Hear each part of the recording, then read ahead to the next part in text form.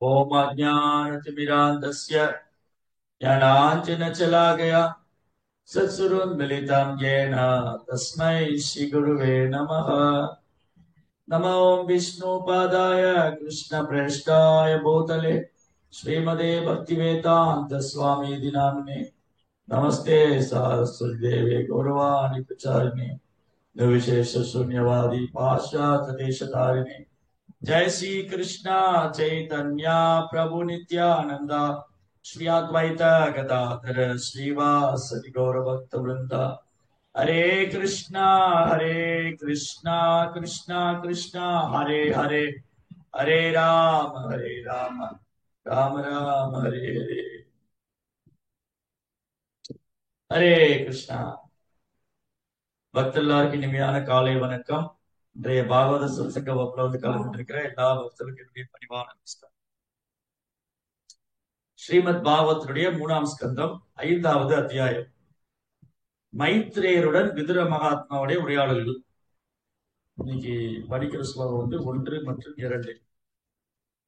ஸ்ரீ சுக உவாச்ச வாரித்ய ரிஷபக்குருணாம் மைத்ரேயமாசீன மகாதபோதம் சத்தோபஸ்ருத்யா அச்சுத பாவசித்தः பிரபஞ்ச சௌசீல்ய குணாபித்ருத்தா. சுகதேவ கோஸ்வாமி கூறினார், இவ்வாறாக குரு வம்சத்தில் சிறந்தவரும் பகவத் தொண்டில் பூர்ணத்துவம் பெற்றவருமான விதுர மகாத்மா உலகில் ஆழங்காண முடியாத அறிவை பெற்றிருந்த மாமுனிவரான மைத்ரேயன் அமர்ந்திருந்த தெய்வீகமான கங்கை துவாரத்தை ஹரித்வாரத்தை அடைந்தார். அமைதியில் பூர்ணத்துவம் உன்னதத்தில் திருப்தி பெற்றிருந்த அவர் அமைதியில் பூர்ணத்துவமும் உன்னதத்தில் திருப்தி பெற்றிருந்த அவர் விதுரர் மைத்ரேயரிடம் பின்வருமாறு கேட்டார். விதுர உவாச்ச சுகாய கர்மாணி கரோதி லோகோ நதை சுகம் வான்யது பாரமம்பா விந்தேத பூயஸ்ததயேவ துக்கம் யத் அத்ரயுக்தம் பகவான் வதேனஹ. விதுரர் கூறினார், ஓ மிகச்சிறந்த மாமுனிவரே, மகிழ்ச்சி அடையும் பொருட்டு இவ்வுலகில் உள்ள அனைவருமே பலநோக்கு கர்மங்களில் ஈடுபடுகின்றனர். ஆயினும் முழு திருப்தியையோ அல்லது துன்ப நிவர்த்தியோ ஒருவர் காண்பதில்லை. மாறாக இத்தகைய செல்வங்களால் நிலை இன்னும் மோசமடைகிறது. இத்தகைய செயல்களால் நிலை இன்னும் மோசமடைகிறது.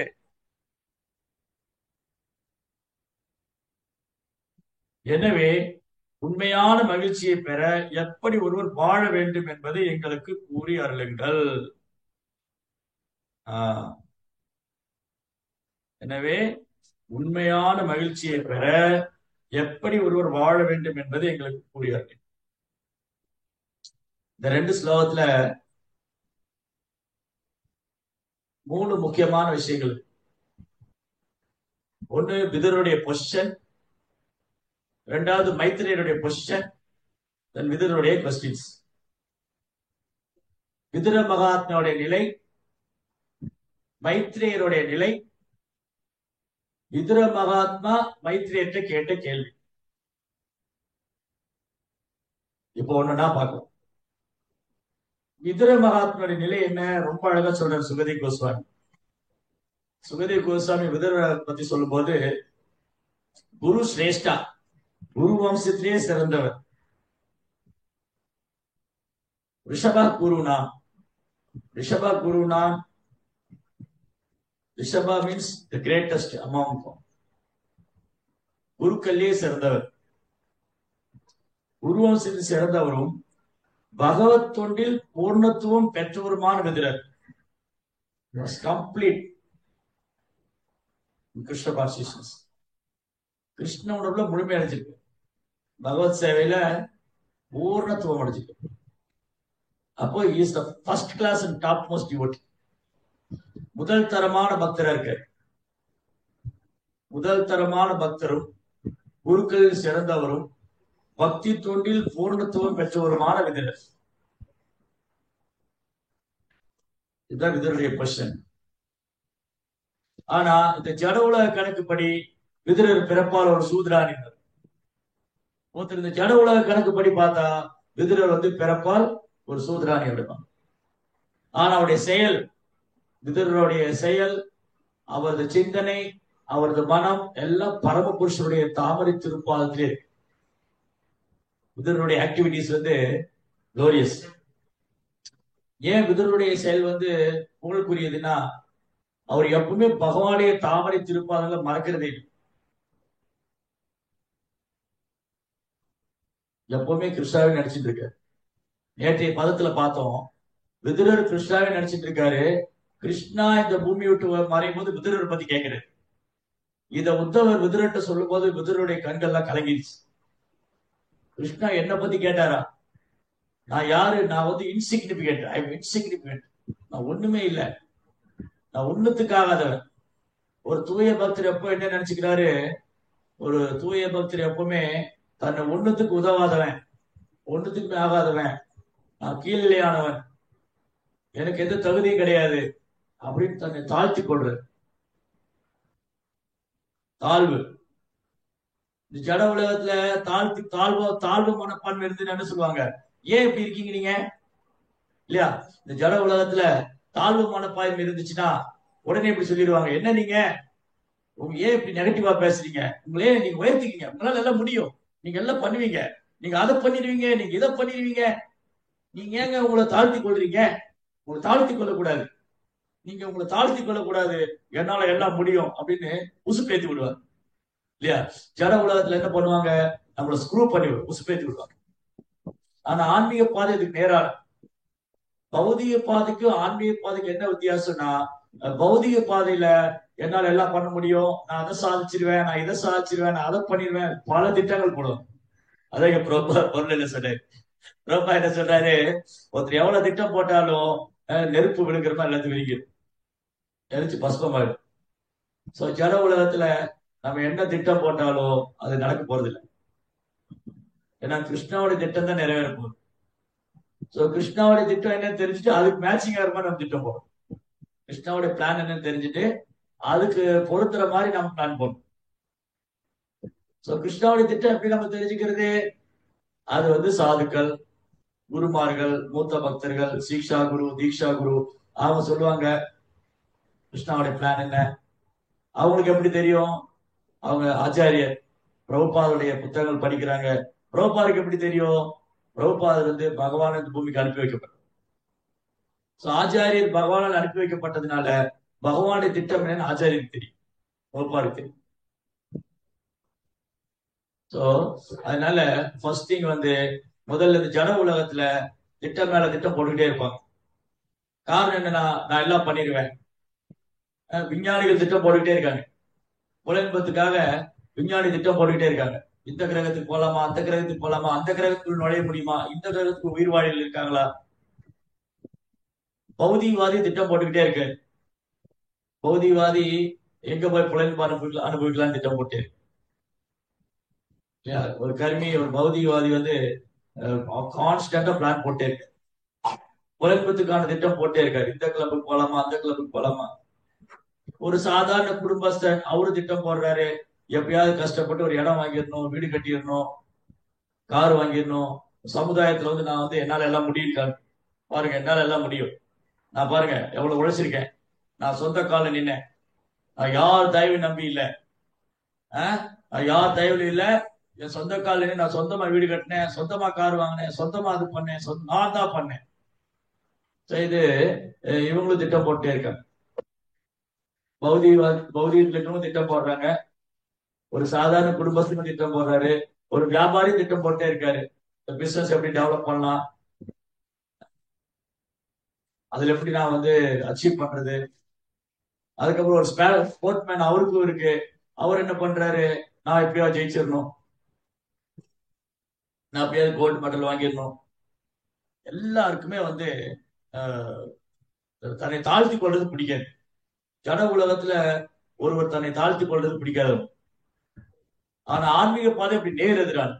ஆன்மீக பாதையில எவ்வளவுக்கு எவ்வளவு ஒருத்தர் தன்னை தாழ்த்தி கொள்றாரோ அவ்வளவுக்கு எவ்வளவு பக்தியில உயர்ந்துட்டு இருக்காரு. தாழ்வு. சோ தாழ்வு மனப்பான்மைங்கிறது ஆன்மீகத்துல வரவேற்கத்தக்கது, தாழ்வு மனப்பான்மை. ஆனா பௌதிகத்துல என்ன சொல்லுவாங்க, தாழ்வு மனப்பான்மை தான், ஓ போச்சு உங்களுக்கு வந்து இன்ஃபீரியாரிட்டி காம்ப்ளெக்ஸ், நீங்க தாழ்வு மனப்பான்மை இருக்கிறீங்க, அதனால நீங்க வந்து உங்களால ஒண்ணும் பண்ண முடியாது, என்னால ஒண்ணும் பண்ண முடியாது. எஸ், என்னால ஒண்ணும் பண்ண முடியாது, எல்லாம் கிருஷ்ணாவுடைய கருணையில் நடக்குது, எல்லாம் கிருஷ்ணாவுடைய கருணை. என்னால ஒண்ணும் பண்ண முடியாது, உண்மைதான். ஏன்னா எல்லாம் கிருஷ்ணாவுடைய கருணை, குருவுடைய கருணை, ஆச்சாரியருடைய கருணை. இப்படி எப்பவுமே வந்து அவங்களே பகவானையும் பகவானது தூய பக்தியும் சார்ந்து இருக்கு, அவங்க கருணையை நம்பி இருக்கு. ஜட உலகத்துல என்ன சொல்லுவாங்க, நீ யாரையும் நம்பாத, நீ உன் சொந்த கால முயற்சி பண்ணு, உன் புத்தியை பயன்படுத்து, உன் திறமை, உனக்குள்ள திறமை இருக்கு, அதை வெளியே கொண்டு வா, இதெல்லாம் சொல்லுவாங்க. நீ யாரு, என்ன கடவுள் என்ன செஞ்சிட்டாரு, விஞ்ஞானிகள் என்ன நினைக்கிறாங்க, கடவுள் என்னது பண்ணிட்டாரு, நாங்க கண்டுபிடிக்கிறோம், எங்களுக்கு திறமை இருக்கு, எங்களுக்கு மூளை இருக்கு, நாங்க கண்டுபிடிக்கிறோம். இந்த திறமையை மூளை யாரு கொடுத்தா, அதுக்கு பதில் கிடையாது. இந்த திறமையை மூளை உனக்கு எங்க இருந்து வருது, முதல்ல நீ யாரு, நீ யாரு, நான் தான், நான் தான், நீ யாரு, நீ பகவானோட ஒரு சிறிய அம்சம் இல்லையா. நம்ம நான் தான் சொன்னா யாராவது ஏதாவது பண்ணிட்டு நான் தான் பண்ணேன், நான் தான், நீ யாரு முதல்ல, நீ யாரு, நான் பகவானுடைய ஒரு சிறிய அம்சம். உனக்கு அதை பண்றதுக்கான புத்தி யாரு கொடுத்தா, அதுக்கான சக்தி யாரு கொடுத்தா, எல்லாம் பகவான் தான் கொடுத்தா. அப்ப நீ என்ன பண்ணிட்ட, நான் ஒண்ணுமே பண்ண. இதுதான் நம்ம சொல்றோம். நம்ம என்னுடைய முயற்சியால இல்ல, எல்லாம் வைணவருடைய கருணையால, குருவுடைய கருணையால, கிருஷ்ணருடைய கருணையால. எல்லா புகழும் ஹரி குரு வைஷ்ணவர், எல்லா புகழும் கௌரவங்க. ஆனா ஜட உலகத்துல ஒத்துக்க மாட்டாங்க, பெரும்பாலும் ஒத்துக்க மாட்டாங்க. ரஜகுணம் தமோ குணத்துல இருக்கிற ஒத்துக்கவே மாட்டாங்க. சாத்தியமான குணத்துல இருக்கிறவங்க ஒத்துக்குவாங்க, எஸ் எல்லா புகழும் இறைவனுக்கு ஒத்துக்குவாங்க. ரஜஸ் தமஸ் மேல வரும்போது ஒத்துக்க மாட்டாங்க. அது எப்படி, நான் கஷ்டப்பட்டு பண்ண, நீங்க இறைவன் பண்ணாரு சொல்றீங்க இல்லையா. நான் கஷ்டப்பட்டு பண்ண, எப்படி அவர் பண்ணாரு, அவருடைய ஆசீர்வாதம் இவருடைய ஆசீர்வாதம். இங்க வந்து ஜட உலகத்துல ஒருத்தர் இன்னொருத்தர் காலில் போய் விழுறதுக்கு யோசிப்பாங்க இல்லையா, நான் அவர் காலில் போய் விழணும். ஆனா இன்னைக்கு பாருங்க, பதவி பேர் புகழுக்காக காலில் விட தயாரா இருக்கு இல்லையா. பதவி கிடைக்குது, பேர் கிடைக்குது, புகழ் கிடைக்குதுன்னா காலில் விட தயாரா இருக்கு. நேற்று அந்த கட்சியில இருந்து இவனை திட்டிட்டு இருப்பான், இன்னைக்கு இந்த கட்சியில போய் அவன் காலில் விழுதுப்பான், எனக்கு பதவி கொடுத்துட்டாங்க. எப்படி இந்த தாழ்மை, பணிவு, எளிமை, இதெல்லாம் ஜட உலகத்தில் உள்ளவங்களுக்கு ரொம்ப கஷ்டம். நாம கூட கிருஷ்ண பக்திக்கு வரலைன்னா இதெல்லாம் நினைச்சே பார்க்க முடியாது. என்னது, என்ன நீ இப்படி ரொம்ப இதா இருக்க, நல்லா நீல தாழ்த்த கூடாது, உடனே நீ எல்லாம் உன்னால பண்ண முடியும், அப்படியே உசுப்பேத்தி விட்டுருவாங்க. அவங்க ஏற்கனவே கர்வம் இல்லையா, ஏற்கனவே அகங்காரத்துல தான் ஜட உலகத்துல வந்துருக்கு. அகங்கார விமூட ஆத்மா கர்த்தாக மிதி மன்னியதே. அகங்காரத்தினால நான் இந்த பூமியில வந்திருக்கேன், எனக்கு மேலும் மேலும் அகங்காரத்துல எண்ணெய் ஊத்தி விடும், எரியிற நெருப்புல எண்ணெய் ஊத்தி விடும், உன்னால எல்லாம் பண்ண முடியும். சோ வைஷ்ணவம் அதுக்கு நேர்மாறானது. கிருஷ்ண பக்திங்கிறது எல்லா புகழும் கிருஷ்ணவுடைய கருணையால், எல்லாமே கிருஷ்ணாவுடைய கருணையில் நடந்தது, வைணவருடைய கருணை அப்படிதான். சோ இங்க விதுர மகாத்மா, அவர் பகவானுடைய மிகச்சிறந்த பக்தர், பக்தி தொழில் பூர்ணத்துவம் பெற்றவர். ஆனா அவர் என்ன பண்றாரு, ஆல்ரெடி எக்ஸ்ட்ராடனரி பொசிஷன், அவர் ஏற்கனவே பக்தியில உயர்ந்த நிலையில இருக்கார், இருந்த ஒரு மைத்திரேயரை தேடி போறார்.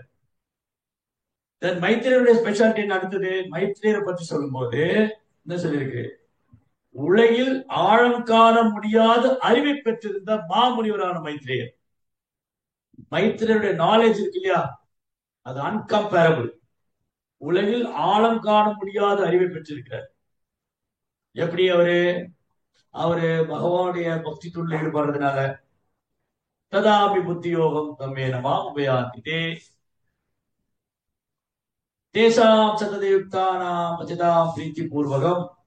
யாருக்கு அன்போட பக்தி தொண்டு செய்யறாங்களோ, எப்போதும் தேசாம் சததயுக்தானாம், எப்போதும் என்னை நினைத்துக் கொண்டு எனக்கு பக்தி தொண்டு செய்யறவங்க அன்போட, பஜதாம் பிரீத்தி பூர்வம், அன்போட பக்தி தொண்டு செய்யறவங்களுக்கு ததாமி புத்தி யோகம் தம், ஏனமா உபயாத்திதே, அவர் என்னை வந்து அடைவதற்கான அறிவு நான் கொடுக்கிறேன்.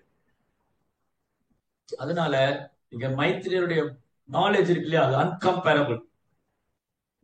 யாரோடு ஒப்பிட்டு பார்க்க முடியாது. ஆழம் காண முடியாத அறிவு, டீப் நாலேஜ். டீப் நாலேஜ், ஆழம் காண முடியாத அளவுக்கு அறிவு இருக்கு மைத்திரியர். எப்படி? அவர் வந்து பகவானை பற்றி கேட்கிறார், பகவான் இருந்தே கேட்கிற பாக்கியம் பெற்று. விதுரரும் மைத்திரேயரும் பகவான் இருந்தே கேட்கிற பாக்கியம் பெற்று. அதனால கிருஷ்ணா வந்து அறிவின் அரசன். கிருஷ்ணா அறிவின் அரசன். கிருஷ்ணரோட சம்பந்தப்படுறவங்க எப்படி முட்டாளா இருக்க முடியும்? அவனுடைய நாலேஜ் வந்து அன்கம்பேரபிள், யாரோட ஒப்பிட்டே பார்க்க முடியாது. ஏன்னா கிருஷ்ணா தான் என்ன பண்றாரு, மத்தர் ஸ்மிருதி ஞானம் அமோகனம். ஒருத்தர் ஞாபக சக்தி, ஞாபகம் மருதி எல்லாம் தான் முடிக்கிறார். அதனால இந்த மைத்திரேயரை பத்தி சொல்லும் போது அவர் வந்து ஆழம் காண முடியாத அறிவை பெற்றிருந்தார். அப்ப ரெண்டு பேருமே ஒருத்தருக்கு ஒருத்தர் குறைஞ்சவங்க இல்லை. விதுரரும் சரி மைத்திரேயரும் சரி, ரெண்டு பேருமே ஆன்மீக பாதையில தன்னை உணர்ந்த ஆத்மாக்கள். தன்னை உணர்ந்த ஆத்மாக்கள் மகாத்மாக்கள். விதுர மகாத்மா, மைத்திரேயர் மகாமுனி, மாமுனிவர். மாமுனிவர் சோ உலகில் ஆண் காண முடியாத அறிவை பெற்றிருந்த மாமுனிவரான மைத்திரேயர்.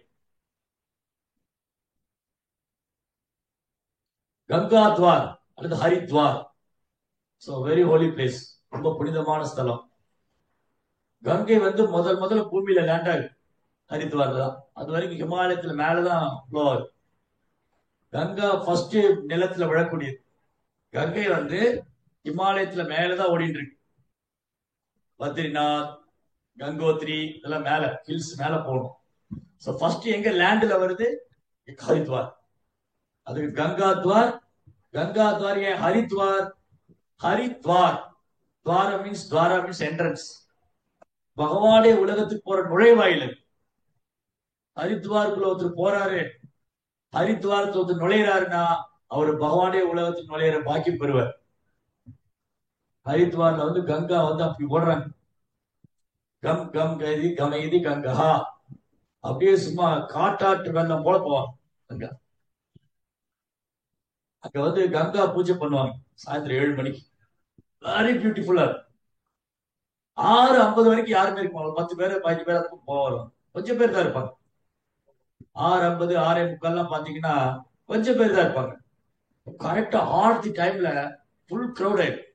எங்க இருந்து வருவாங்க தெரியாது. அந்த 7 மணிக்கு ஃபுல்லா கங்கை கரை ஃபுல்லா பக்தர்கள் ஆயிடுவாங்க. பெரிய தீபம் வச்சிருப்பாங்க. பெரிய தீபம், பெரிய தீபம் வச்சு ஜெய் கங்கே மாதா துமி ஜெய் கங்கே மாதா, கங்காவுக்கு பூஜை பண்ணுவோம். கங்கா பதித்த பாவனி. பதித்தானா வீழ்ந்த ஆன்மா, கட்டுண்ட ஆத்மா, பந்தப்பட்ட ஆத்மா. அந்த வீழ்ந்த ஆன்மாவை விடுவிக்கக்கூடியவர் பதித்த பாவனி கங்கா. சோ கங்கை கங்கையை நினைத்தாலோ, கங்கையை பத்தி நினைக்கிறாங்க, கங்கையை பத்தி புகழ்றாங்க, கங்கையில போய் ஸ்நானம் பண்றாங்க, கங்கையை பூஜை பண்றாங்க, கங்கையை தொட்டு வணங்குறாங்க, கங்கையோட புகழ் பாடுறாங்க, கங்கா தீர்த்தத்தை பகவானுக்கு அபிஷேகம் பண்றாங்கன்னா அவங்க வந்து மீண்டும் இந்த ஒரு ஜல உலகத்துல பிறக்க மாட்டாங்க. அவங்க எல்லா விதமான பாவத்திலிருந்து துன்பத்திலிருந்து விடுபடுவாங்க. இந்த மாதிரி 7 விதமா கங்கையை வர்ஷிப் பண்ணலாம். கங்கா வர்ஷிப், கங்கா பூஜா வந்து 7 விதமா கங்கையை பூஜை பண்ணலாம். கங்கையை நினைக்கிறதுனால, கங்காவை மெடிடேட் பண்றது, கங்கையை நினைப்பதால, கங்கையோடைய நாமத்தை பாடுவதால, கங்கையை பற்றி பேசுவதால, கங்கையை தொடுவதால, கங்கையில குளிக்கிறதுனால, கங்கா தீர்த்த பகவானுக்கு அர்ப்பணிக்கிறதுனால இம்மிடியா பியூரிஃபைரும், உடனே தூய்மை அடைச்சிடும். சோ கங்கா, கங்கா மாதா, கங்கா தேவி. சோ கங்கா மாதா இந்த அக உடலை தூய்மை செய்யறாங்க. கங்கையில குளிக்கிறதுனால புற சரீரம் மட்டும் இல்ல, அக சரீரம் தூய்மை அடையும். நமக்கு இந்த வீட்டுல குளிக்கும் போது வெளியே உடம்பெல்லாம் சோப் போட்டு கழுவிடும். வெளியில இருக்கிற உடம்ப வந்து இந்த பஞ்சபூதத்திலான சரீரம், ஸ்தூல சரீரம், ஸ்தூல சரீரமான பஞ்சபூதத்திலான இந்த சரீரத்தை சோப்பெல்லாம் வச்சு கழுவிடுறோம். ஆனா உள்ள சூட்சம சரீரம் ரொம்ப அழுக்கா இருக்கு. உள்ள இருக்கிற சூட்சும சரீரம், மனம் ஃபுல்லா அழுக்கு, புத்தியிலே அழுக்கு, பொய் அகங்காரம், இதெல்லாம் போகும். அப்ப யார் தொடர்ந்து கங்கையில குளிச்சுட்டே இருக்காங்களோ அவங்களுக்கு இதெல்லாம் போகும். மனதில் உள்ள அழுக்கு, புத்தியில் உள்ள அழுக்கு, பொய் அகங்காரம். மனதில் உள்ள அழுக்கு என்னது? மனதில் உள்ள அழுக்குதான் காமம், கோபம், பேராசை, பொறாமை, அறியாமை. புத்தியில் உள்ள அழுக்கு, புத்தியில் உள்ள அழுக்கு பகவான் உருவமற்றவர், அவர் அருவமானவர், அவர் ஒளி வடிவானவர், கடவுளுக்கு ரூபம் கிடையாது, இதெல்லாம் புத்தியில் உள்ள அழுக்கு. பொய் அகங்காரம் நான். கங்கா மாதா என்ன பண்ணுவாங்க? நம்ம கங்கையை வழிபடுறதுனால, கங்கையை பிரார்த்தனை பண்றதுனால, கங்கையை பூஜை பண்றதுனால, கங்கையை ஸ்நானம் பண்றதுனால இமீடியட்டா இதெல்லாம் கிளீன் ஆக ஆரம்பிச்சு. அப்படியே படிப்படியா கங்கா கிளீன் பண்ணிடும். அதனால வாய்ப்பு கிடைக்கும் போல கங்கா ஸ்நானம் பண்ணும். இல்ல பிரபு, கங்கா ரொம்ப தூரத்துல இருக்கு, நான் இங்க இருக்கேன், நான் தமிழ்நாட்டுல இருக்கேன், கங்கா வட இந்தியாவில இருக்கு, எப்படி நான் போவேன் தினமும்? எப்படி நான் போறது? எப்பயாவது யாத்திரை போனா வாய்ப்பு கிடைச்சா போலாம். அப்ப ஆச்சாரியர் என்ன சொல்லியிருக்காங்க? நோ ப்ராப்ளம், கவலைப்பட வேண்டாம். வீட்டுல குளிக்கும் போது தண்ணி எடுத்துட்டு கங்கா கங்கா கங்கான்னு சாண்ட் பண்ணி குளிக்கணும். கங்கையோடைய நாமத்தை பாடிட்டு கங்கா கங்கா கங்கா, கங்கையை நினைச்சுட்டே இருக்கும். சோ கங்கையை நினைச்சிட்டு இருக்கிறதுனால உணர்வால் நம்ம கங்கை கரையில இருக்கும். Consciousness is very very important. உணர்வு. நான் தமிழ்நாட்டுல ஒரு மூலையில உட்காந்துட்டு கங்கையை நினைச்சிட்டே இருந்தா என் உணர்வா நான் கங்கை கரையில தான் இருக்கேன். அதே சமயம் கங்கை கரையில இருக்கிறவங்க கங்கையை பயன்படுத்திக்காம புலம்பத்துல இருந்தாங்கன்னா அது பிரயோஜனம். எனிவே, எப்படி பார்த்தாலும் கங்கை கரையில பிறக்கிறது பாக்கியம் பண்ணிருக்கு. ஏன்னா முன்னெல்லாம் உடலை விடுறதா இருந்தா கங்காக்கு போவாங்க, கங்கை கரைக்கு போவாங்க. காசி, மாயாப்பூர், கங்கைக்கெல்லாம் ஓடுது, பிரயாகா, இங்கெல்லாம் போவாங்க. அங்க போய் கங்கை கரையில பகவானே நினைச்சு உடலை விட்டுருவாங்க. ஹரித்வார் ஹோலி பிளேஸ். 4 தாமத்துல ஒண்ணு ஹரித்வார். ஹரித்வார், ரிஷிகேஷ், பத்ரிநாத், கேதார்நாத். ஹரித்வார் என்ட்ரன்ஸ், பகவானுடைய வைகுந்தத்துக்கான நுழைவாயில். நீங்க பாருங்க, பாகவதத்துல பெரும்பாலும் பக்தர்கள் வடக்கு நோக்கி போயிருக்க, ஹிமாலயம் நோக்கி போயிருக்காங்க. உத்தவர், பாண்டவர்கள், அஜாமிலன் இங்கதான் ஹரித்வார்ல. அஜாமிலா ஹரித்வார்ல போய் தான் முக்தி அடைஞ்சு. நீங்க அஜாமில சரித்திரம் கேட்டுக்கணும், பல முறை கேட்டுக்கணும். அஜாமில சரித்திரம். அஜாமிலன் பிறப்பால் ஒரு பிராமண குலத்துல பிறந்து அவர் ஒரு விலை மாதோடைய சங்கம் வச்சுட்டு என்ன பண்ணாரு? எல்லா பாவகரமான செயல் பண்ணார். அதுக்கப்புறம் இந்த உடலை விடும்போது யமதூதர் அவர் பிடிக்க வந்தாங்க. அப்போ அவர் தன்னுடைய குழந்தையை நாராயணன் கூப்பிடுறாரு. நாராயணா, நாராயணா, ஓ நாராயணா. அப்ப என்ன பண்ணாரு பகவான்? ஓ, இந்த அஜாமிலன் என்ன கூப்பிடுறாரு அப்படின்னு உடனே தன்னுடைய தூதர்களை அனுப்பிச்சு வச்சுட்டு, இந்த அஜாமிலன் என்னை தான் கூப்பிடுறாரு. அப்ப விஷ்ணு தூதர்கள் யமதூதர் தடுத்து நிறுத்துறாங்க. நோ, அலோ பண்ண மாட்டோம், அஜாமில கொண்டு போகணும், அலோ பண்ண மாட்டோம், அனுமதிக்க மாட்டோம். ஏன்னா அஜாமிலன் நாராயணனுடைய நாமத்தை சொல்லியிருக்க. அப்ப அங்க ஒரு அருமையான கான்வர்சேஷன் நடக்கும். யமதூதர்களுக்கும் விஷ்ணு தூதருக்கும் உரையாடல் நடக்கும். யமதூதர்கள் கேட்கிறாங்க விஷ்ணு தூதர், நீங்க யாரு? நீங்க எங்க இருந்து வரீங்க? ஏன் இந்த மாதிரி இடத்துக்கு வந்திருக்கீங்க? இந்த பாவியை நாங்க கொண்டு போறோம். இந்த பாவியை கொண்டு போய் நாங்க யமராஜ்க்கு தண்டனை வாங்கி கொடுக்க போறோம். அஜாமிலன் கொண்டு போறதை தடுக்க முடியாது யாரும். நீங்க எங்களை தடை செய்யறீங்க. நீங்க யாரு? நீங்க எந்த உலகத்திலிருந்து வரீங்க? நீங்க தேவலோகத்திலிருந்து வரீங்களா, இல்ல பகவான் விஷ்ணுடைய உலகத்திலிருந்து வரீங்களா? நீங்க உருவத்துல ரொம்ப தேஜஸ்வியா இருக்கீங்க, தோற்றத்துல விஷ்ணு போலே இருக்கீங்க. யார் நீங்க? விஷ்ணு தூதர் சொல்றாங்க, ஓ தூதர்களே, முதல்ல நீங்க யாரு? நீங்க எங்க இவனை நீ கொண்டு போன அனுமதிக்க மாட்டேன். நாங்க பகவானுடைய விஷ்ணு உலகத்துல இருந்து வர்றோம், நாங்க விஷ்ணு தூதர்கள். இந்த அஜாமிலனை நாங்க பகவானுடைய உலகத்துக்கு கூட்டிட்டு போறோம், நீங்க இவங்களை எடுத்துட்டு போன அனுமதிக்க மாட்டேன். ஓ, இவன் நிறைய பாவியாச்சே, நிறைய பாவம் பண்ணிருக்கானே, அவன் நாராயண நாம சொல்லிட்டான், அதனால கொண்டு போக விட மாட்டோம். இந்த யமதூதரை பார்த்து கேட்கிறாங்க விஷ்ணு தூதர்கள், நீங்க வந்து தர்மராஜாவுடைய தூதர்கள். தர்மம்னா என்னன்னு சொல்லுங்க. இந்த மாதிரி நிறைய கேள்வி கேட்கிறாங்க. யம தூதர்கள் வந்து விஷ்ணு தூதர்கள் பதில் சொல்ல முடியாம திணறாரு. இதெல்லாம் அஜாமிலன் பார்த்துட்டு இருக்காரு. மரண படுக்கையில படுத்துட்டு யம தூதரும் விஷ்ணு தூதரும் பேசுறத பார்த்துட்டு இருக்காரு. அதுக்கப்புறம் என்ன ஆச்சு, இந்த யம தூதர் அங்கிருந்து ஓடிடுறாரு. ஏன்னா இந்த விஷ்ணு தூதர் கையில பெரிய வாள் வச்சிருக்காங்க, ஷார்ப்பான வாள். நீங்க அஜாமில மீண்டும் கொண்டு போக முயற்சி பண்ணீங்க, உங்களை நான் கொண்டு வருவோம். இவங்க ஓடிட்டாங்க எடுத்து யம தூதர். ஏன்னா யமராஜ்கிட்ட போனாங்க. யமராஜ்கிட்ட போய் அவங்களுக்கு பல கேள்விகள், இதுக்கெல்லாம் பதில் தெரியும் எங்களுக்கு. ஏன்னா இதுவரைக்கும் யமதூதர் நிறைய பேரை பிடிச்சிட்டு வந்திருக்காங்க, யாரும் தடுத்தது இல்லை. இப்ப ஃபர்ஸ்ட் டைமா இருக்கு. இவங்க நேரா போனாங்க, யமராஜ்க்கு போறாங்க. ஓ தர்மராஜா, யமராஜா, எங்களுக்கு பெரிய சந்தேகம், தீர்த்து வைங்க. யமராஜ் கேட்கிறாரு, என்னப்பா உங்க சந்தேகம்? உங்களுக்கு மேல ஒரு அதிகாரி இருக்காங்களா? ஃபர்ஸ்ட் கேள்வி அதான், உங்களுக்கு மேல ஒரு அதிகாரி இருக்காரா? ஏன் கேக்குறீங்க? இல்ல நீங்க தான் உயர்ந்த அதிகாரினா நீங்க ஒரு கட்டளை இடுவீங்க, அது 4 பேர் வந்து தடுத்தாங்கன்னா அப்போ நீங்க எப்படி உயர் அதிகாரி இருக்கு?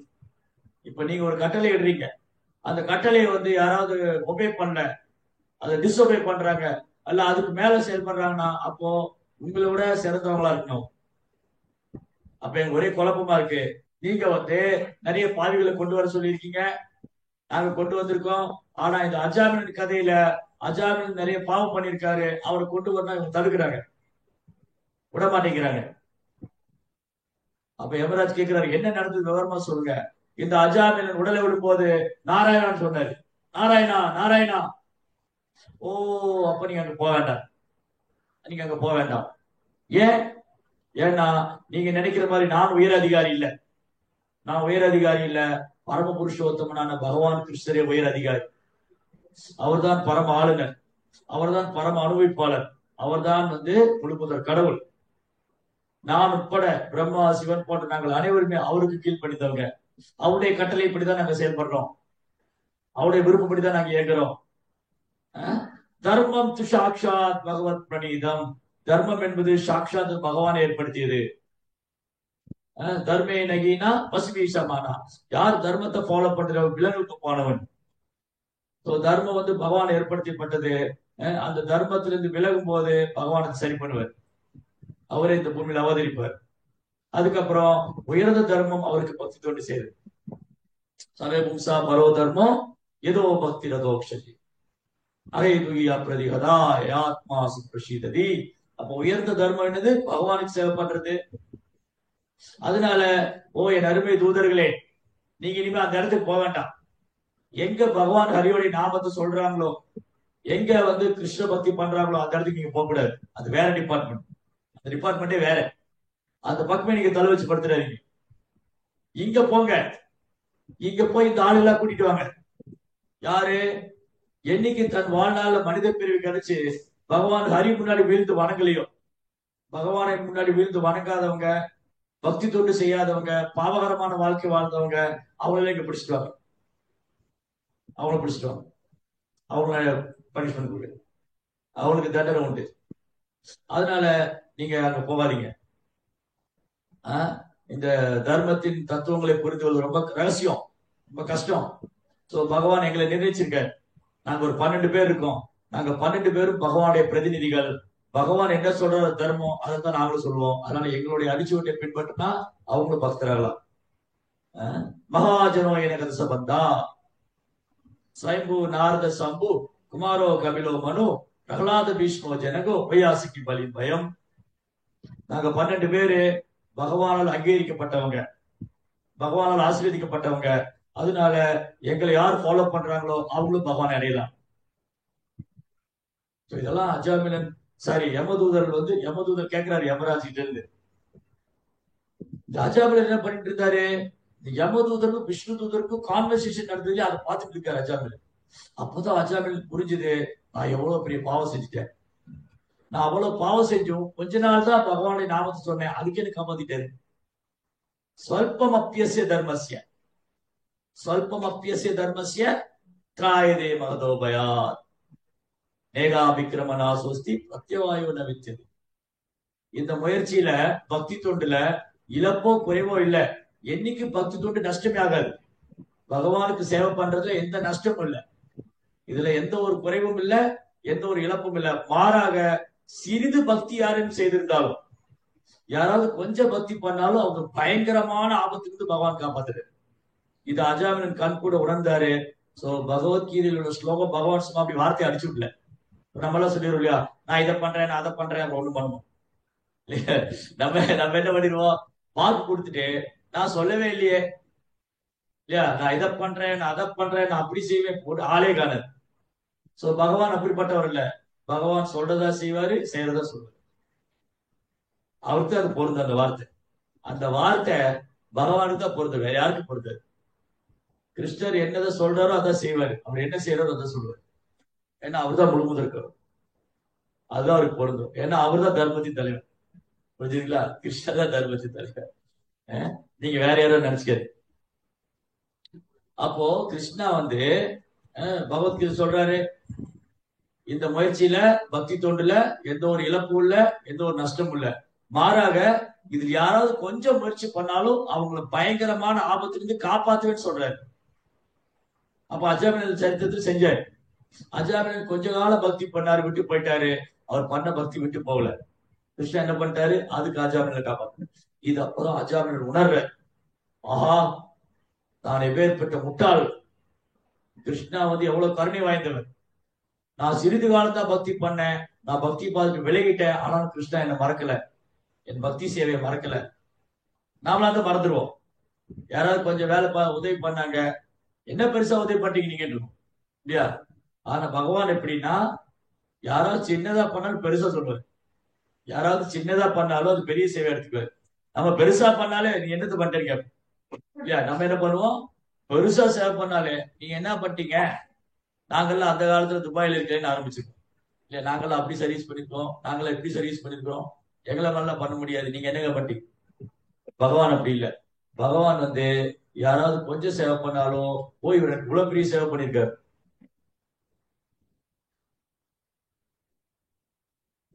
அஜாமின் அப்ப அழற, தன்னுடைய தவற உணர்ந்து அஜாமின் அழுகிற, எவ்வளவு பெரிய முட்டாள், நான் பகவானுடைய உலகத்துக்கு போக வேண்டியவன், நான் பகவானோட ஆனந்தமா இருக்க வேண்டியவன், வீணா போய் இந்த பௌதிக வாழ்க்கையில மாயனுடைய பிடியில மாட்டி நான் என் வாழ்க்கையை வீணாக்கிட்டேன்.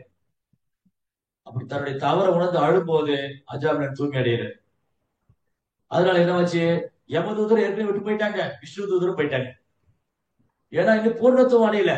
பக்தியில பூர்ணத்துவம் அடையாம பகவான்கிட்ட போக முடியாது. பக்தியில பூர்ணத்துவம் அடையணும். பக்தியில பூர்ணத்துவம் அடைகிறதுன்னு என்னது, நிர்மாண மோகாஜில் சங்க தோஷா அத்தியாத்ம நித்யா விநிவிருத்த காமா தந்தேவ முக்தா சுக துக்க சஞ்சய் கஷ்யன்ய மூடா பதமம் வியம் தத். நிர்மாண மான அவமானமே இருக்கிற ஒரு பக்தர் யார், எந்த பக்தர் பக்தியில பூர்ணத்துவம் அடைஞ்சிருக்காரு, எப்படி தெரிஞ்சுக்கிறது? இந்த பக்தர் பக்தியில பக்குவம் ஆயிட்டாரா, இந்த பக்தர் பக்தியில பூர்ணத்துவம் அடைஞ்சிட்டாரா, எப்படி தெரிஞ்சுக்கிறது? இதோ விதுரர், மானவமானமே கிடையாது. ததா மானாவமானம். விதுரருக்கு வந்து மானவமானமே கிடையாது. அவர் வந்து இன்சல்ட் பண்ணி கழுத்தை பிடிச்சி வெளியே தள்ளிட்டாங்க. அவர் உடமையெல்லாம் பறிச்சுட்டு வெறும் உயிரை மட்டும் விட்டு விதுரரை வெளியே தள்ளி விட்டாங்க. அப்ப கூட விதுரர் வந்து அவமானப்படல. அவர் வந்து அந்த வாய்ப்பை பயன்படுத்திட்டு என்ன பண்ணாரு, அவரு புண்ணியஸ்தலங்களுக்கு யாத்திரை பண்ண. அதான் மைத்திரேயர் சந்திக்கிறார். விதுரர் சந்திக்கிறாரு, மைத்திரேயர் சந்திக்கிறாரு, சாரி உத்தவர் சந்திச்சாரு, மைத்திரேயர் சந்திக்கிறாரு.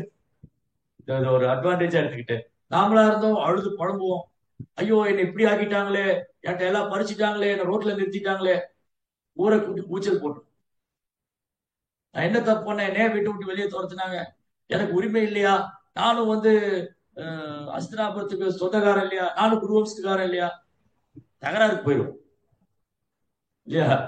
ஆனா விதுரர் ஒரு வார்த்தை பேசல, சைலண்டா வெளியே போயிட்டாரு. போனவர் திரும்ப வந்தாரு. நாமளா இருந்தோம் நீ திருதராஷ்டிர முகத்திலேயே முழிக்க மாட்டேன் இல்லையா, திருதராஷ்டிரா என் துரோகி எதிரி, நான் முகத்திலேயே முழிக்க மாட்டேன். விதுரர் என்ன பண்ணாரு, திரும்பி வந்து திருதராஷ்டிரம் ஆன்மீக அறிவு கொடுக்கிறாரு. அதுதான் மகாத்மா. ஏன் விதுர மகாத்மானா, அவருக்கு திருதராஷ்டிரம் ஒண்ணுதான், துரியோதன் ஒண்ணுதான், எல்லாரும் ஒண்ணுதான். சமச்சத்ருச்ச மித்ரேச்ச ததா மானாம மானியம். விதுரருக்கு வந்து எதிரி நண்பன் கிடையாது. ஒரு கிருஷ்ண பக்தருக்கு வேண்டியவங்க வேண்டாதவங்க எதிரி நண்பன்லாம் கிடையாது. சமச்சத்ருச்ச மித்ரேச்ச. அவருக்கு நண்பன் ஒண்ணுதான், எதிரி ஒண்ணுதான். ததா மானாபமானியோ, மானம் ஒண்ணுதான், அவமானம் ஒண்ணுதான். இதெல்லாம் இருக்கு பகவத்கீதையில. நம்ம படிக்கிறோம், ஆனா பிராக்டிகலா வர போச்சு. படிக்கிறோம், நடைமுறையில கொண்டு விட்டுருவோம், நடைமுறையில கொண்டு விட்டுருவோம். அதனாலதான் நம்ம இன்னும் ஆரம்ப நிலையிலே இருக்கு. சோ பக்தி பரிஷானுபாவா பக்தி அந்நியத்திரச்ச. பக்தியை பரிச்சை பண்ணணும். நான் என்ன ஸ்டேஜ்ல இருக்கேன், நான் கிருஷ்ண பக்தி பண்ண ஆரம்பிச்ச உடனே அதே நிலைமையில தான் இருக்கேனா, இல்ல நான் முன்னேற்றம் அடைஞ்சிருக்கேனா, நான் இப்போ கோபத்தை கட்டுப்படுத்திருக்கேனா, நான் காமத்தை கட்டுப்படுத்திருக்கேனா, எனக்கு அவமானம் பொறுத்துக்கிறேனா, நான் எல்லாத்தையும் நண்பரா பாக்குறேனா, யாரையா எதிரியா பாக்குறேன், இதெல்லாம் நான் பரிச்சை பண்ணணும். அவ பிராக்டிக்கலா அப்ளை பண்ணும். படிச்ச விஷயங்களை நான் பகவத்கீதையில திரும்ப திரும்ப கேட்கிறேன், திரும்ப திரும்ப படிக்கிறேன், பாகவத்துல கேட்கிறேன், பாகவத்துல படிக்கிறேன், நடைமுறையில கேட்பட்டு நடைமுறையில வரும்போது ஜீரோ. சோ அப்ளை பண்ணும், அப்ளை பண்ணும். அப்ப பரீட்சை வரும். இந்த விதுரருக்கு பரீட்சை வந்தது, அவர் பிடிச்சி வெளியே தள்ளிட்டாங்க. பட் விதுரர் சந்தோஷமா போனார். எனக்கு என்ன ப்ராப்ளம், நான் தீர்த்த யாத்திரை போறேன். விதுரரை துரத்துனதுனால விதுரருக்கு நஷ்டம் இல்ல, அஸ்தினாபுரத்தில் உள்ளவங்களுக்கு தான் நஷ்டம் இல்லையா. விதுரருடைய சங்கத்தை எடுத்துக்காம துரதிருஷ்டசாலிகளா இருந்தாங்க துரியோதனா, துச்சாசனா, திருதராஷ்டிரா. கொஞ்சம் யோசிச்சு பாருங்க, விதுரருடைய சங்கத்தை எடுத்திருந்தா, விதுரருடைய உபதேசம், விதுர நீதி, விதுர நீதி, விதுருடைய உபதேசங்களை திருதராஷ்டிரர், துரியோதனா இவங்களை கேட்டிருந்தா என்ன இருக்கும், அவங்களே டிவோட்டியா இருப்பாங்க, நாமளும் அவங்களை புகழ்ந்துட்டு இருப்போம். ஆனா திருதராஷ்டிரர் எவ்வளவு நல்ல பக்தர், துரியோதனை எவ்வளவு நல்ல பக்தர் இல்லையா. இப்ப அவங்களே பாண்டவர்களை புகழ்ற மாதிரி அவங்களே விதுரரை புகழ்ற மாதிரி அவங்கள புகழும். துரதிருஷ்டவசமா அவங்க மூர்க்கத்தனம், என்ன சொல்ற, அகங்கார விமூட ஆத்மா. அகங்கார விமூட ஆத்மா, அகங்காரத்தினால முட்டாள் ஆத்மா விதுருடைய வார்த்தை கேட்கல. விதுருடைய வார்த்தையை கேட்காதனாலதான் அந்த ஒட்டுமொத்த வம்சம் அழிஞ்சுது. ஒரு வைஷ்ணவருடைய, ஒரு வைஷ்ணவருக்கு அபராதம், ஓல் மகாபாரத வைஷ்ணவ அபராதம். அந்த பக்கம் துரியோதருக்கு சாரி, அந்த பக்கம் திரௌபதிக்கு அபராதம், இந்த பக்கம் விதுரருக்கு அபராதம், எல்லாருக்கும் அபராதம். விதுரர் பிடிச்சி கழுத்து பிடிச்சி வெளியே தள்ளி, திரௌபதி சபையில கூட்டு துயில உரிச்சு, கிருஷ்ணர் பிடிக்கணும், அவர் பிடிச்சி ஜெயில போடணும், எல்லாம் தலை உப்புற நடந்தாங்க. Whole dynasty. பாண்டவர் தவிர மீது எல்லாரும் அழிஞ்சு போனாங்க. அபிமன்யு, அபிமன்யு வதம்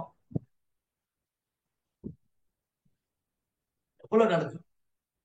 அப்படி அவங்க அபராதம் மேல அபராதம் பண்ணிட்டு இருக்காங்க.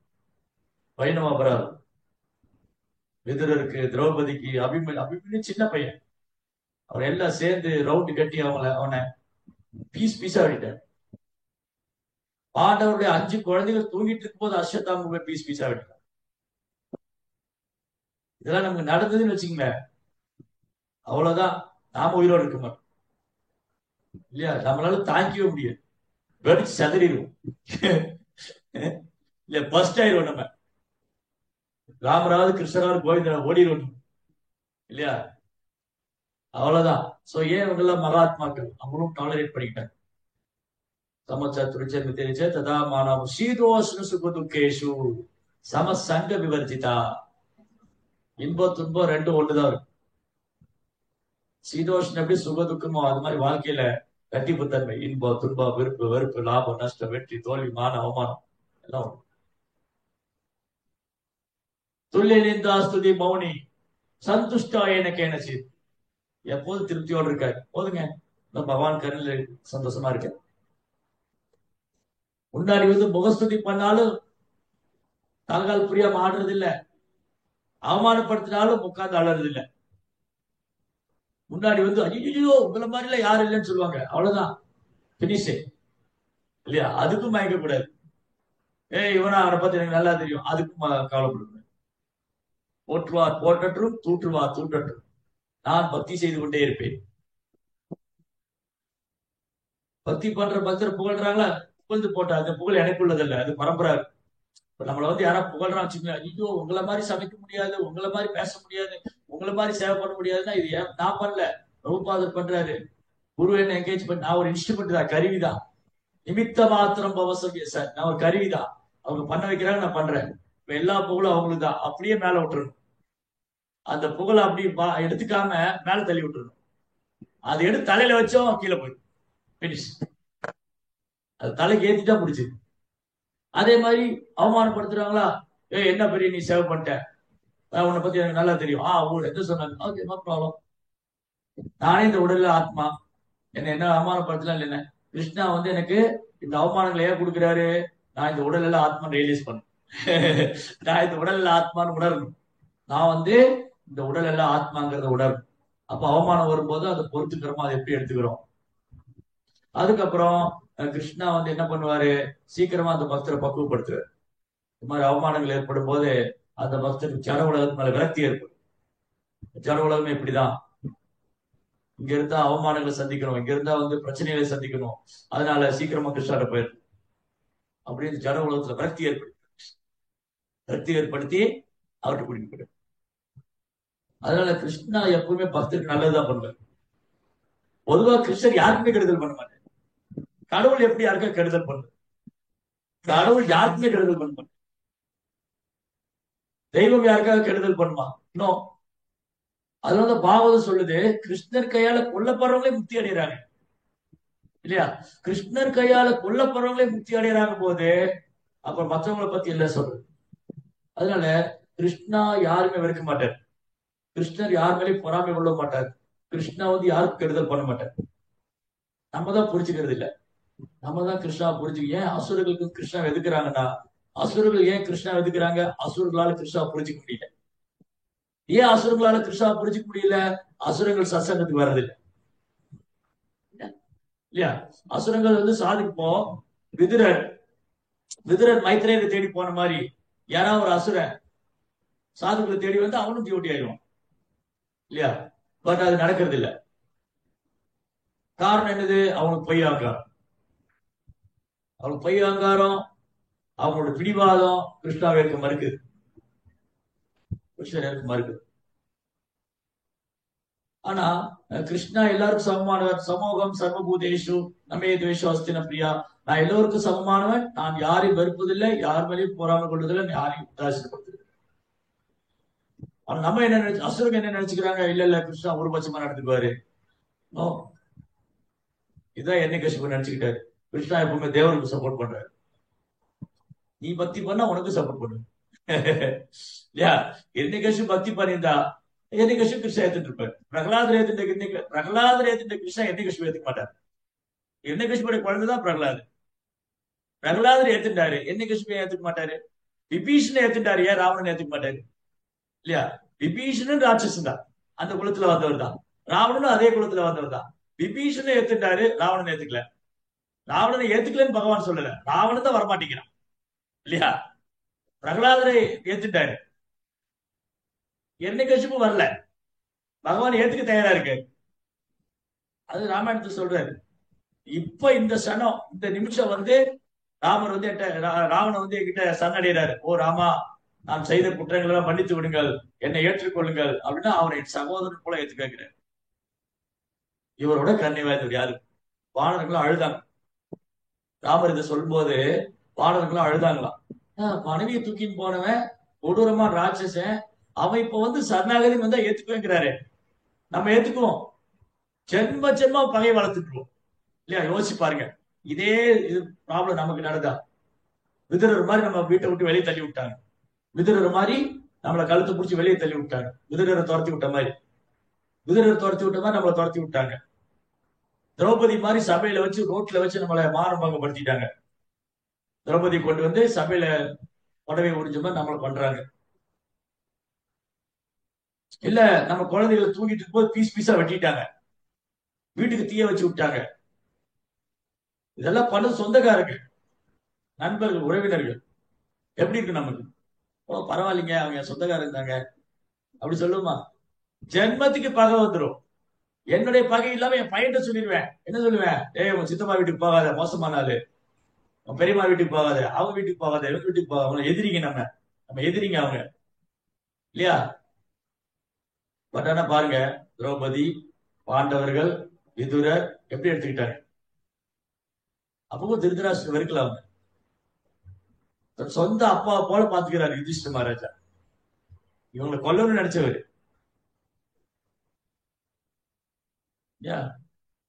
விதுரர் வந்து திரும்பி அவர் வந்து பதவி விட்டுட்டு போயிட்டாரு. எனக்கு அஸ்தினாபுர பதவி வேண்டாம்னு விட்டுட்டு போயிட்டாரு. ஆனாலும் திருதராஷ்டிரன் ஒரு கருணை இருந்தது. சரி அவன் அண்ணனா போயிட்டான், அவர் கொஞ்சம் புத்திமதி சொல்லுவோம். அந்த ஆத்மா மேல கருணை இருந்தது. அதனாலதான் விதுர மகாத்மா. சோ தேடன் விதுரர் வந்து மைத்ரேயர் தேடி போறாரு. மைத்ரேயரும் அறிவுல குறைஞ்சவர் இல்ல, விதுரரும் ரெண்டு பேரும் மகாத்மாக்கள். ரெண்டு மகாத்மாக்கள் சந்திக்கிறது ரொம்ப அழகான லீலை. சோ இங்க பாருங்க, சந்திச்சு விதுரர் முதல்ல என்ன கேட்கிறாரு? முதல்ல பகவானை பத்தி நேரடியா கேட்கல. என்ன கேட்கிறாரு? விதுர மகாத்மா கேட்கிறாரு மைத்ரேயிட்ட, இந்த உலகில் உள்ள அனைவரும் பல நோக்கு கர்மங்களில் ஈடுபடுகின்றனர். ஆயினும் முழு திருப்தியோ அல்லது துன்ப நிவர்த்தியோ ஒருவரும் காண்பதில்லை. இந்த உலகத்துல நிறைய பேர் ஆன்மீகங்கிற பேர்ல அந்த பூஜை இந்த பூஜை எது யாகம் ஹோமம் என்னென்னமோ பண்றாங்க, வழிபாடெல்லாம் செய்யறாங்க. ஆனா அதுல இருந்து ஏதாவது ரிசல்ட் வரும்னு எதிர்பார்க்கிறாங்க. ஆனா அப்படி வந்தாலும் திருப்தி அடையிறது இல்ல. யாராவது ஜன உலகத்துல நான் திருப்தியா இருக்கேங்கன்னு சொல்லுவாங்களா? ரொம்ப திருப்தியா சந்தோஷமா இருக்குங்க, எனக்கு ஒரு பிரச்சனையும் இல்ல, ஒருத்தரும் சொல்லணும். கிருஷ்ண பக்தரே சொன்னா பெரிய விஷயம். நான் ரொம்ப சந்தோஷமா இருக்கேன், திருப்தியா இருக்கேன், ஒரு பகவான் நல்லா வச்சிருக்காரு அப்படின்னு பக்தர்கள் சொன்னாலே பெரிய விஷயம். இன்னைக்கு பக்தர்கள் சொன்னாலே பெரிய விஷயம். நான் வந்து ரொம்ப திருப்தியா இருக்கேன் பிரபு, எனக்கு ஒரு பிரச்சனை, பகவான் நல்லா வச்சிருக்காரு, ஒரு குறை இல்ல, வேலை போனாலும் கவலை இல்ல, என்ன நடந்தாலும் பிரச்சனை இல்ல, நான் எல்லாத்தையும் பொறுத்துக்குவேன். நோ. சோ இத்தகைய செயல்களால் நிலைமை இன்னும் மோசமடைகிறது. இந்த மாதிரி வேதங்கள்ல சொல்லப்பட்டிருக்கிற கர்மகாண்ட பகுதியை செய்யறதுனால, புண்ணியங்களை செய்யறதுனால, புண்ணிய கர்மாக்களை சேர்த்துக்கிறதுனால அவங்க என்ன லாபம்? அப்ப என்ன கேட்க வர்றார் விதுரர்? உண்மையான மகிழ்ச்சியை பெற எப்படி ஒருவர் வாழ வேண்டும் என்பதை எங்களுக்கு கூறியாருங்கள். உண்மையான சந்தோஷம் எனக்கு வேணும், உண்மையான மகிழ்ச்சி ஆனந்தம் வேணும், அதுக்கு நான் என்ன பண்ணணும், எப்படி வாழணும்? இதுதான் வந்து வெரி வெரி இம்பார்ட்டன்ட் கொஸ்டின். ஒரு சாதுகிட்ட கேட்க வேண்டியது இது. ஒரு சாதுவை பார்த்து கேட்க வேண்டியது இதுதான். நான் வாழ்க்கையில ரொம்ப சந்தோஷமா ஆனந்தமா வாழணும், அதுக்கு என்ன பண்ணணும்? சமீபத்தில் எனக்கு ஒரு காலனி ஒருத்தர் அனுப்பிச்சிருந்தாங்க ஒரு வீடியோ. ஒரு பொண்ணு போய் ஒரு சாதுகிட்ட கேட்கிறாங்க, வாழ்க்கை பூரா ஒரே பிரச்சனை, எல்லாரும் தாங்க முடியல, என்ன பண்றது? அவர் சொல்லி, நீ செத்து போயிடுங்க நீ செத்து போயிடுங்க. ஆக்சுவலி அது பதில் இல்லை. அவர் விளையாட்டா சொன்னாரா இல்ல எப்படி சொன்னாரு தெரியாது. நீ செத்து போட உன் பிரச்சனை தீர்ந்து போயிடு, அப்படி தீர போறது. அப்ப என்ன பிரச்சனை? எனக்கு வாழ்க்கை பூரா பிரச்சனை, துன்பம், எனக்கு நிம்மதி இல்லை, எனக்கு சந்தோஷம் இல்லை. நீ கிருஷ்ண உணர்வுங்கிற தளத்துக்கு வராத வரைக்கும் கிடையாது. கிருஷ்ண உணர்வுங்கிற தளத்துக்கு வராத வரைக்கும் கிடையாது. ஏன்னா கிருஷ்ணர் தான் இன்பத்தின் இருப்பிடம். கிருஷ்ணா தான் இன்பத்தின் இருப்பிடம். கிருஷ்ணாட்ட வரணும். சோ கிருஷ்ணாட்ட ஒருத்தர் வந்துட்டாங்கன்னா அவங்களுக்கு ஆனந்தம் உணர ஆரம்பிச்சு. ஆனந்தா முதிவர்தன். ஹரே கிருஷ்ணா மாவந்த சான் பண்ணும். ஹரே கிருஷ்ணா கிருஷ்ண கிருஷ்ணா ஹரே ஹரே, ஹரே ராம ராம ராம ஹரே. நாம ஜபிக்கணும். சோ ஹரே கிருஷ்ணா மதம் தொடர்ந்து உச்சரிக்கிறது மூலமா ஒருத்தர் ஆனந்தத்தை அனுபவிக்கலாம். இங்க எல்லாமே ஆனந்தம் தான். ஆனந்த போலோ ஹரி பஜ பிருந்தாவன், இல்லையா? எல்லாம் ஆனந்தம். கிருஷ்ணா வந்து பூர்ணானந்தா, கிருஷ்ணா வந்து பூர்ணானந்தா. பகவத் பக்தர்கள், பகவானுடைய பக்தர்கள் வந்து பிரேமானந்தம் அனுபவிக்கிறார். கிருஷ்ணாட்ட பூர்ணமான ஆனந்தம் இருக்கு. அந்த பூர்ணமான ஆனந்தனுக்கு பகவத் பக்தர்கள் தொண்டு செஞ்சு பேரானந்தத்தை அனுபவிக்கிறார். பக்தி வந்து பரமானந்தம். பக்தி பரமானந்தம் தரும். பக்தர்கள் வந்து பேரானந்தம் அனுபவிப்பாங்க. கிருஷ்ணா வந்து பூர்ணானந்தம். பூர்ணானந்தா, பரமானந்தா, பிரேமானந்தம், எல்லாம் ஆனந்தம் தான். இங்க எல்லாமே ஆனந்தம். ஆனா துரதிருஷ்டவசமா மக்களுக்கு இது புரிய மாட்டேங்குது. இது புரியாம எங்கெங்கயோ தேடுறாங்க ஆனந்தத்தை. இருக்கிற இடத்த விட்டு இல்லாத இடத்த தேடுறாங்க. ஆனந்தம் கிருஷ்ணா கிட்ட இருக்கு. ஆனந்தா புதிவர்தனம், ஆனந்தம் கிருஷ்ணா இருக்கு. ஏன்னா நான் ஏன் ஆனந்தத்தை தேடிட்டு இருக்கேன்? ஏன்னா என்னுடைய நேச்சரே ஆனந்தமய அபியாசார். ஜீவாத்மா எப்பவுமே ஆனந்தமா இருக்குன்னு நினைக்கிறேன். ஏன்னா அது நேச்சர். ஜீவாத்மாவுடைய நேச்சர் என்னன்னா எப்பவுமே ஆனந்தமா இருக்கணும். ஆனா ஏன் இப்ப கிடைக்க மாட்டேங்குது? கிருஷ்ணா விட்டுட்டோம். கிருஷ்ணரை விட்டுட்டதுனால, கிருஷ்ணாவை புரிஞ்சிட்டதுனால நமக்கு ஆனந்தம் கிடைக்க மாட்டேங்குது. தேடுறோம். புலன்பத்துல கிடைக்குமா, அங்க கிடைக்குமா, இங்க கிடைக்குமா, எங்கேயுமே கிடைக்க மாட்டேன். கடைசி துக்கத்துலதான் முடியுது. அப்ப அதுக்கான வழி என்னது தான் கேட்கிறாரு. பாருங்க, ரொம்ப பியூட்டிஃபுல். ஏன்னா விதுரர் அவர் எப்பவுமே இந்த ஆனந்தத்துல இருக்காரு. விதுரர் எப்பவுமே கிருஷ்ணருடைய பிரேமத்துல இருக்காரு. மைத்திரேயரும் கிருஷ்ணர் மேல ஆஹ், தியானத்துலதான் இருக்காரு. ரெண்டு பேருமே கிருஷ்ண உணவுல பக்குவமானவங்க. அப்ப இந்த கேள்வி எதுக்காக? நமக்காக. சாதாரண மக்களை புரிஞ்சுக்கணும். சாதாரணப்பட்ட மக்களும் புரிஞ்சுக்கணும். கிருஷ்ணர் தான் இன்பத்தின் இருப்பிடம். ஒருத்தர் பக்திங்கிற தளத்துக்கு வராத வரைக்கும் அவங்க ஆனந்தத்தை அனுபவிக்க முடியாது. அந்த உண்மையான ஆனந்தம் பகவானுடைய சேவையில தான், பக்தி தொண்டுல தான் இருக்கு. பக்தி தொண்டுல பண்ணக்கூடிய கிடைக்கக்கூடிய ஆனந்தம் வேற எதுலையுமே கிடைக்காது அப்படிங்கறது புரிஞ்சுக்கணும் எல்லாம். இதுதான் மனித வாழ்க்கையின் ஒரு மிக உயர்ந்த நிலை. மனித வாழ்க்கையில ஒருத்தர் அடைய வேண்டிய மிக உயர்ந்த நிலை என்னன்னா கிருஷ்ண பக்தி தான், பகவானுடைய பக்தரா இருக்கிறது தான். அதனால என்னைக்கு உண்மையான மகிழ்ச்சியை பெற எப்படி ஒரு வாழ வேண்டும், எனக்கு உண்மையாலுமே இந்த வாழ்க்கையை சந்தோஷமா இனிக்கணும் அப்படின்னா எப்படி வாழணும்னா கிருஷ்ணனுடைய பயிற்சி பண்ணும், கிருஷ்ண காசு பிராக்டிஸ் பண்ணும், பகவானுக்கு பக்தி செய்யப்படும். பகவானுக்கு பக்தி தொண்டு செஞ்சுட்டே இருக்கும் போதுதான் ஒருத்தரால வாழும்போது நிம்மதியா வாழ முடியும். உடலை விட்டாலும் பகவான் போயிடும். பக்தி தொண்டுங்கிற பாதைக்கு வராம வேற எந்த முறையை பயிற்சி பண்ணாலும் அவங்க வாழும்போது நிம்மதியா வாழ முடியாது. அந்த உடலை விட்டாலும் அவங்களுடைய இலக்கு என்னன்னு தெரியாது, அந்த இலக்கை அடைய முடியுமான்னு தெரியாது. ஆனா இதுல உத்தரவாதம் இருக்கு. ஒருத்தர் பக்தி தொண்டை தீவிரமா பின்பற்றாங்கன்னா வாழும்போது நிம்மதியா வாழலாம், இந்த உடலை விட்டாலும் பகவான்ட்டு போயிடலாம். ஒருவேளை அஜான்மேல மாதிரி விலகிட்டாலும் கிருஷ்ணா கைவிட மாட்டேன். அஜாமில நினைச்சு பாக்குறாரு. நினைச்சு பார்த்துட்டு தன் தவறை உணர்ந்து அவர் ஹரித்வார் வந்தார். ஹரித்வார்ல அங்க தொடர்ந்து சாட் பண்றாரு. கங்கை கரையில உட்காந்துட்டு ஹரே கிருஷ்ணா கிருஷ்ண கிருஷ்ணா ஹரே ஹரே, ஹரே ராம ராம ராம ஹரே ஹரே. கங்கை கரையில அமர்ந்து ஜெபம் பண்ணி எந்த விஷ்ணு தூதரை ஹரித்வார்ல அஜாமிலன் பார்த்தாரோ, அவங்க வீட்டுல எந்த விஷ்ணு தூதர் அஜாமிலனை காப்பாத்த வந்தாங்களோ அதே விஷ்ணு தூதர் அஜாமிலனை கூட்டிட்டு போறாங்க. அதே விஷ்ணு தூதர் அஜாமிலனை பகவான் கூட்டிட்டு போறாங்க. பூர்ணத்துவம் அடையாம நம்ம கிருஷ்ணாட்ட போக முடியாது. அதான் பிரபுபா கிருஷ்ணவுடன் பூர்ணத்துவம், யோகத்தின் பூர்ணத்துவம் எழுதியிருக்க. சோ யோகத்தின் பூர்ணத்துவம் என்னது? Perfection of yoga is Krishna consciousness. Krishna உணர்வு தான், கிருஷ்ண பக்தி தான் யோகத்துடைய பூர்ணத்துவம். அது நம்ம அடையணும் அப்படின்னா இதெல்லாம் கிராஸ் பண்ணி வரும். நிர்மாண மோகம், அறியாமை, பொய்யங்காரம், பக்தர் அல்லாதவங்க சங்கம், ஆன்மீக விஷயங்கள் ஆர்வம், இதெல்லாம் பண்ணணும். மினி விருத்த காம பௌதிக கட்டுக்கொடங்காத ஆசையை கைவிடும். நிர்மாண மானவமானமே இருக்கக்கூடாது. பக்தி நிர்மாண மோகம், அறியாம இருக்கக்கூடாது. இது சங்க தோஷா. எந்த சங்கத்து பக்தர் அல்லாத சங்கத்தினால பாதிக்கப்படக்கூடாது, வெளியில வந்தது.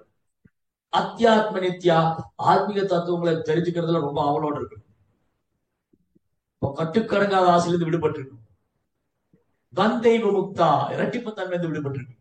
சுக துக்க சஞ்சய், அவர் தான் என் உலகத்துக்கு வர தகுதி உள்ளவர்கள். அதுக்கு என்ன பண்ணணும்? கிருஷ்ணவனுடைய பயிற்சி பண்ணும் போதுதான் இதெல்லாம் கிராஸ் பண்ணும். கிருஷ்ணவனுடைய பயிற்சி பண்ணும் போதுதான், பக்தி தூண்டை பயிற்சி பண்ணும் போதுதான் இதெல்லாம் கடந்து வர முடியும். இங்க அழகான கேள்வி. இந்த விதுரருடைய கேள்வி நம்ம எல்லாருக்கும் நன்மையில முடியும். எல்லா ஜீவராசிக்கும், ஒரு சாதாரண ஒரு பாமர மக்கள், இன்னைக்கு ஒரு சாதாரண பாமர மக்கள், ஒண்ணுமே தெரியாதவர், ஒண்ணுமே தெரியாதுங்க, எங்களுக்கு சமஸ்கிருதம் தெரியாது, எங்களுக்கு வேதம் படிக்கல, நாங்க எதுவுமே தெரியாது, நாங்க ஏதோ பிறந்தோன்னு வாழ்ந்துட்டு இருப்போம், அவங்க இந்த ஸ்டேட்மெண்ட் கேட்டா கூட அவங்க லைஃப் பர்ஃபெக்ஷன் ஆயிடும். அவங்களுக்கு இது தெரியணும். என்னது? நீங்க வாழ்க்கையில மகிழ்ச்சியோட வாழணுமா, இன்பமான ஒரு வாழ்க்கையை நீங்க அனுபவிக்கணுமா, தயவு செஞ்சு கிருஷ்ண பக்தி பண்ணுங்க, பக்தி தொண்டு செய்யுங்க, ஜெபம் பண்ணுங்க. ஹரே கிருஷ்ணா கிருஷ்ண கிருஷ்ணா ஹரே ஹரே, ஹரே ராம ராம ராம ஹரே ஹரே. அப்போ நீங்க வாழும் போதும் ஆனந்தமா வாழலாம், இந்த உடலை விட்டாலும் கிருஷ்ணா இருப்பார். இததான் பிரபுபாத உலகம் முழுதும் செஞ்ச. சாதாரண மக்கள், ஒண்ணுமே தெரியாதவங்க, அறியாமல் இருந்தவங்க, பிரபுபாத உலகம் முழுதும் சுற்றுப்பயணம் பண்ணி இந்த கிருஷ்ண பக்தி பிரச்சாரம் எண்ணற்ற ஜீவன்களை கலந்து ஏத்திட்ட. லட்சக்கணக்கான ஜீவன் பிரபுபாடைய கருணையால். அதனால கிருஷ்ண பக்தியில நாமும் பயிற்சி பண்ணணும். நம்மளால முடிஞ்ச அளவுக்கு 4 பேர் சொல்லிக் கொடுக்கணும். ஏன்னா வாழ்க்கையில சந்தோஷம்னு என்னன்னு தெரியாம வாழ்ந்துட்டு, சந்தோஷத்தை அனுபவிக்க முடியல, அதை தக்க வச்சுக்க முடியல, ரொம்ப கஷ்டப்படுறாரு. அப்ப புரிய வைக்கணும்.